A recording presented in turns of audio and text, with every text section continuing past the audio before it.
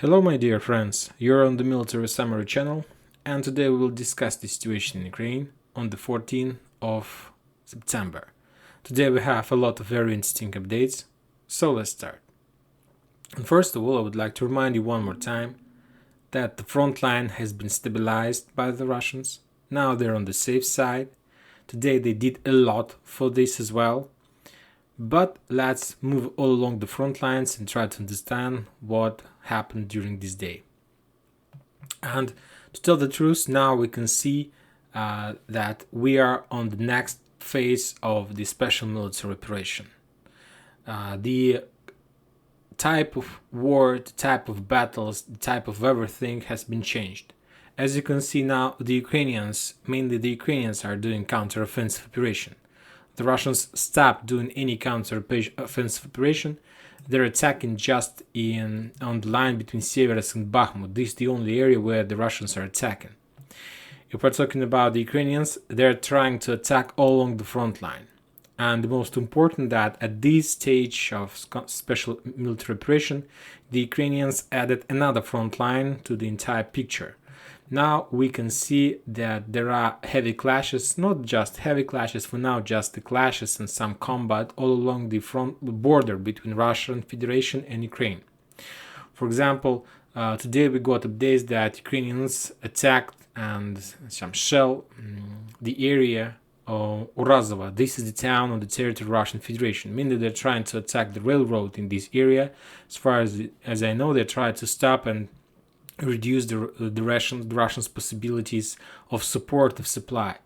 If we take a look at this area, there is a small town on the border of Virigovka, and the Russians are saying that today there was like a combat using some guns and so on. Also, if we go to the north, there is another area, another checkpoint in this area, and the Ukrainians were shelling this checkpoint. And if we move to the north, there is another town, and the Russians announced about evacuation of residents in this area. So as you can, I'm not sure that Ukrainians are planning to cross the border, and I suppose that many has the question why the Russians left the north of Kharkiv. If we take a look at this situation, we understand that to have some buffer between the Russian territory and Kharkiv and Ukrainian territory is a very nice thing, and to have, and of course from this perspective it is much more better to have this buffer in the territory of Ukraine. But the Russians left this territory, and my projection, my understanding of this situation is that the Russians started preparation for the next phase of the special military operation. What does it mean? Sooner or later this phase, and we discussed that this is the phase of logistic, so who wins the logistic war will win the entire phase of this special operation. But the Russians need to be prepared for upcoming phase. I'm not sure about the timings when the next phase is going to start, but the next phase is the phase when the Russians need to add more military forces, bigger army, and for these purposes they need to allow the Ukrainians to attack the residential area on the territory of Russian Federation. It's not a very good situation, of course, because civilians suffers, but if we take a look from the Russian perspective, it's a very nice media picture that shows that Ukrainians are very bad guys who attacks residential area and so on. So the Russians started preparation of their people in Russian Federation for the upcoming phase, and the upcoming phase is mobilization, part mobilization or something like this, but anyway they need to show that Ukrainians are not so good. If we're talking about the front lines today, the Ukrainians tried to cross Oskol river, but they were defeated, and with heavy losses they were forced to move back. This is Izium, and today I suppose that a lot of you saw the video how Zelensky entered this town. So he was in this town, and I can't even imagine, let's say, if Vladimir Putin, let's say, visited Liman, because in this case the Ukrainians would attack this area with everything they have. But as you can see, if we try to calculate the distance between Izium and the Russian territory, It's just 20 kilometers, and of course we understand that the Russians didn't have any problems, any barriers to destroy, to ruin this area, but they didn't do this. And as you can see, this is the situation about this area. If we're talking about Liman, today we got a lot of video confirmations that the Russians moved a lot of reinforcement in this area, and I must say that the Ukrainians have no longer any chances to establish bridgehead in this area. And I suppose that during this week they will lose every single town on this side of the river, and they will be forced to move in the direction of Slavyansk. If we are talking about the area between Seversk and Bakhmut, the Russians are storming this area. The Ukrainians did small counter-offensive operation near Bilogorovka with one purpose. They were trying to establish bridgehead in this area to cross the river. They had this plan like a few days ago, and after that to attack Kremenaya and Liman from the back. But they were stopped in this area by LPR forces. Now there are very heavy clashes, and the LPR force and the Ally force are pushing, and the Ukrainians are moving back in this area. If we are talking about Bakhmut, yesterday we discussed that the Russians took control over Nikolaevka. Today we got updated they took control over Nikolaevka, Drugaya, these two towns, and they're developing their offensive operation in direction of Kurdyumovka and to the north in direction of Zaitsevo and Adradovka. So they're trying to attack Bakhmut from the south, but to be more precise, not to attack, they want to block Bakhmut from the south. And of course the main goal of the Russians in the south to get to establish fire control, to cut the road between Chasov Yar, Konstantinovka and Bakhmut, this road, this black line. They need this road as much as possible, because if they're able to establish fire control, I suppose that by the time they will be able to crack Solidar and to cut the north road, and after that Bakhmut will be encircled, and the Russians will start their best job ever, storming of big towns. If we are talking about Donetsk, there was some few counter-offensive operation from the Ukrainians. Mainly they are doing some recon and combat, trying to understand the Russian positions. Nothing important. And now we are moving to the south area, to the possible counter-offensive area. As you can see, there are a lot of icons in this area. Today, the Russians report about the losses in this area. Today, the Russians report a lot about their attack during the previous day. And with the rockets attack, they managed to destroy a lot of Ukrainian forces, more than 600 soldiers and something around 60 armored vehicles. Now the Russians changed the manner of their reports. Now they're saying about the attacks on this or that brigade, and after that they're giving the total number of Ukrainian losses. So if we're talking, let's say, about Zaporozhye area, during the previous hours they attack few brigades in this area, like this 68th Jaeger brigade, who's involved or who's planning, the Ukrainians are planning to use this brigade to attack Nikolska, and 65th brigade. These two brigades lost up to 70 soldiers.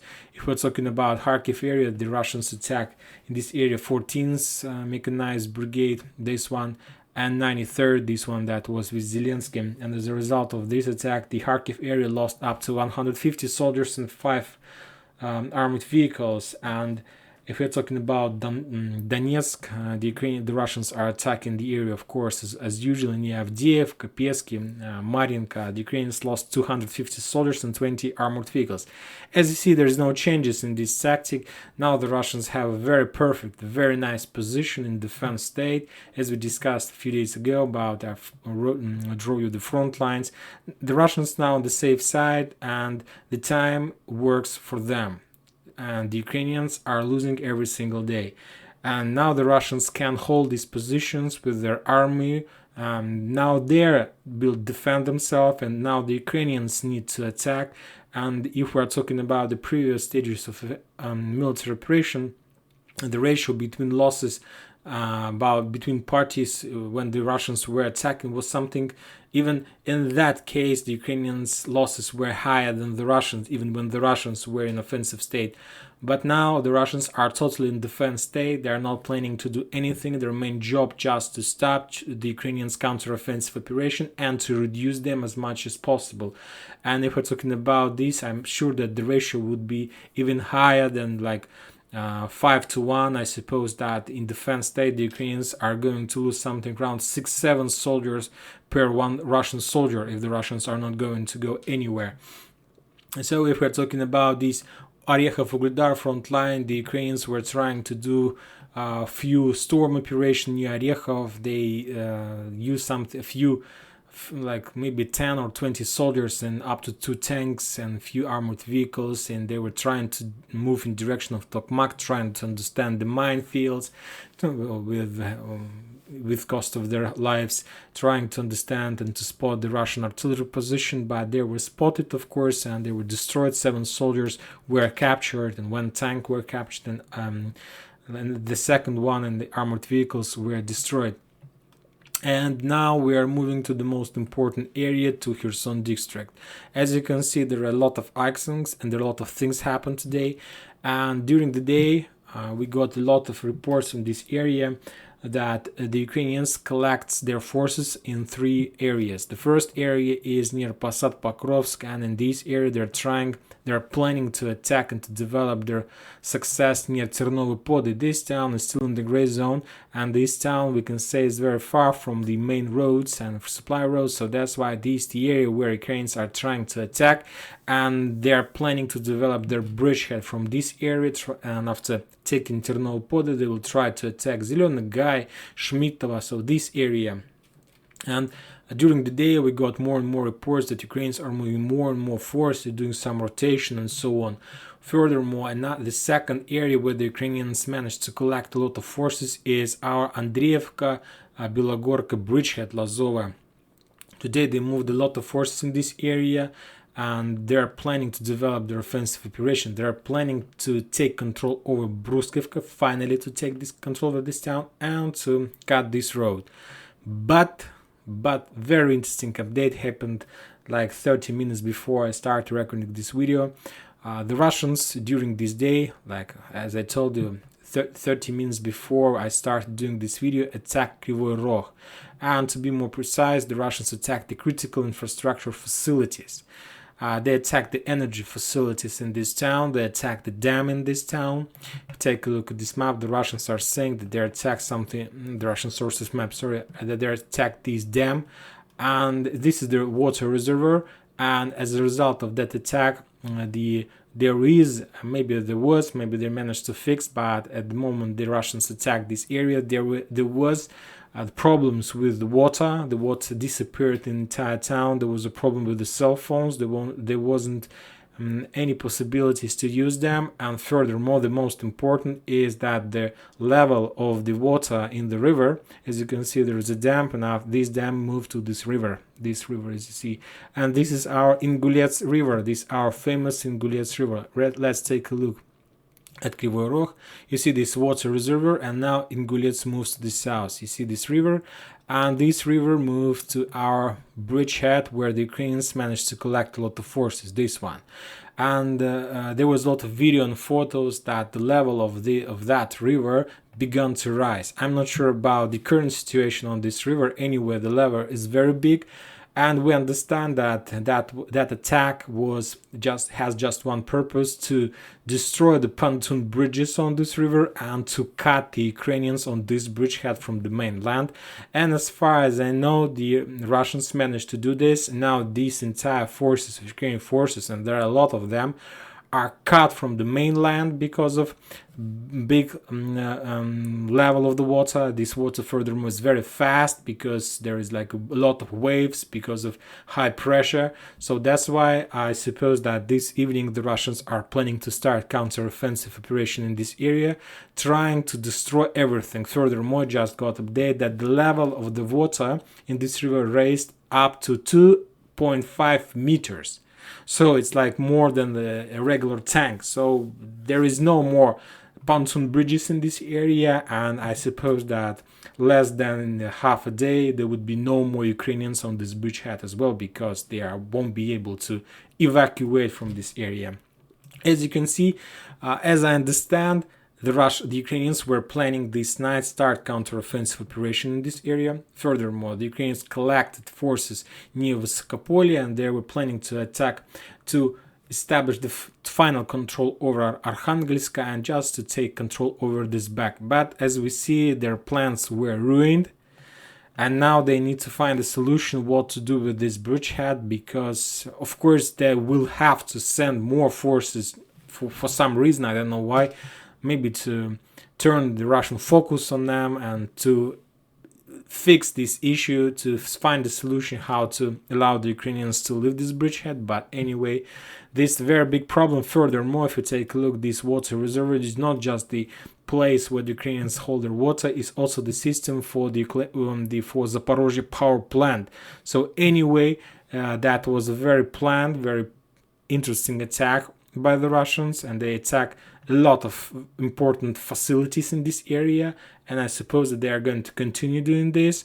And the same thing I suppose we are going to see in Zaporozhye area as soon as the Ukrainians decided to start counteroffensive operation. As we discussed, this is the logistic phase of war. So as you can see, the Ukrainians they managed to establish some logistic. They managed to establish some bridgehead. There was Bereznygovate, the roads, the pontoon bridges. So everything worked. We can't say that everything was perfect, but it worked. But for now, the roads were destroyed and the entire operation in the south was collapsed immediately. So as we understand now, the Ukrainians need to find a solution how to protect their infrastructure, because if the Russians are going to continue, we understand that the entire Ukrainian army economy will be collapsed by these attacks, because without water, without electricity, without warmth, without salaries, without banks, without everything, the Ukrainians are not able to stand for long. And by that time, when the Russians understand that Ukraine is going to collapse because of all this situation, they need to be prepared to enter Ukraine with a big army. But to enter Ukraine with a big army, they need to start preparation of the Russians right now, making some attacks and small combat on the border. And I suppose that the conflict on the border between Ukraine and Russia is going to increase, even maybe with help of the Russians, because now they need this. And as soon as the situation is going to be critical, and as soon as the Russians see that entire Ukraine is going to collapse, they will enter Ukraine with a very big army. So maybe something like this. I'm trying to understand, analyze, and trying to project the real steps and the steps that the Russians are planning to do in this special operation. And that's it for today. Military Summary channel reminds you that we condemn any violence in Ukraine. Thank you for watching. Subscribe to my channel, put your likes, join my Patreon, and have a good day. Bye bye.